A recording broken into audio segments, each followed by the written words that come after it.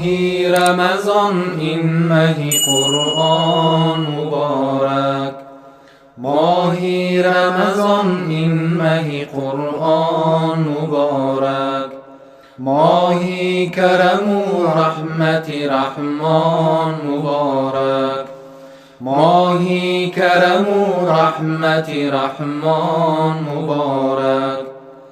ماهی است که بهتر ز جمیعی ماهی سال است، ماهی است که بهتر ز جمیعی ماهی سال است.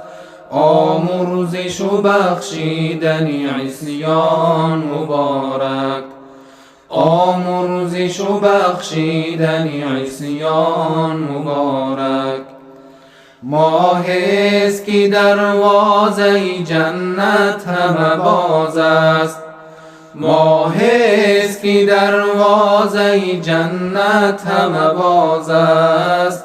آزادی هم از دوزخ و نیران مبارک، آزادی هم از دوزخ و نیران مبارک. ماهی است که مردم همه روزش همه روزه، ماهی است که مردم همه روزش همه روزه. شبهای پر از خوانش قرآن مبارک، شبهای پر از خوانش قرآن مبارک.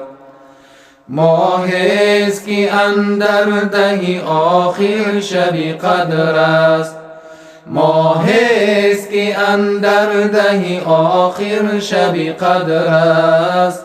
بهتر ز هزار ماهی به آن مبارک، بهتر ز هزار ماهی به آن مبارک. از فیض و فتوحی سحرش بهره نماید، از فیض و فتوحی سحرش بهره نماید.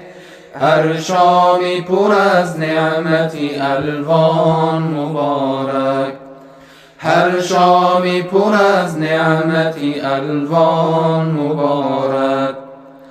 هر لحظه این ماه غنیمت بشمارید، هر لحظه این ماه غنیمت بشمارید. هر دم به شما مژده ز یزدان مبارک، هر دم به شما مژده ز یزدان مبارک. من عاجزم از مدحت این ماه معظم، من عاجزم از مدحت این ماه معظم. وصفش شده از جانب سبحان مبارک، وصفش شده از جانب سبحان مبارک.